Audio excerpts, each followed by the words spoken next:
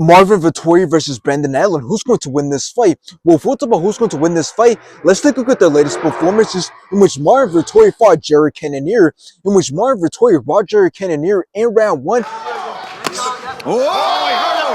But then Jared Cannonier brought it back, robbed Marvin Vettori in round 2. Way out of there. The Cannonier stalking.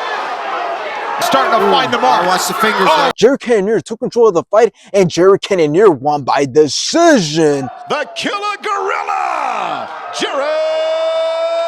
And after this, Marvin Vettori went on to fight Roman Dolidze for a second time, in which both started out very fast until Marvin Vettori robbed Roman Dolidze in round 3. But it didn't matter because Roman Dolidze still outlanded Marvin Vettori, and Roman Dolidze won by decision.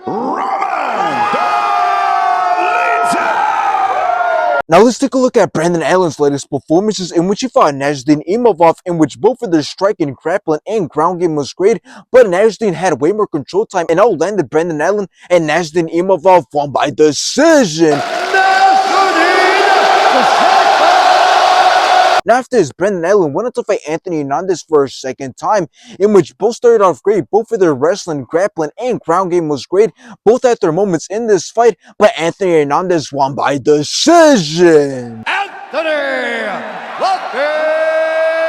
Now, I believe that this fight is going to be better than the Roman Dolidze fight. Now, I'm not saying that the fight that Marvin Vettori had with Roman Dolidze was not entertaining to watch. I'm just saying that since Marvin Vettori is fighting Brandon Allen, who offers something different and who has a different fighting style, we could end up seeing a much more interesting and competitive fight. But now let's just get straight into how this fight can go and who's going to win this fight. Well, here's the thing. Both men are good strikers and have managed to stand and strike with some of the best strikers in the division. So on the feet, it's going to be close, and both men are going to have good moments of their own, as both will be going back and forth exchanging shots. But since Marvin Vettori is a tough fighter and has arguably the best chin in the middleweight division, I think it is safe to say that Brandon Allen is definitely not going to be able to drop or even knock out Marvin Vettori, but he can definitely still have a lot of success with outlanding and outperforming Marvin Vettori on the feet. But here's what makes this fight very interesting, and that's that if Brandon Allen is getting pieced up on the feet, he has the grappling and submission skills to try and have the fight go in his favor by taking Marvin Vettori down and having a lot of success with controlling Marvin Vettori and possibly working towards a submission. So in conclusion, it's going to be a really close fight, and anybody could take it if they decide to keep the fight on the feet and just have a back and forth striking match. And in that case, it's going to come down to who stays a lot more busy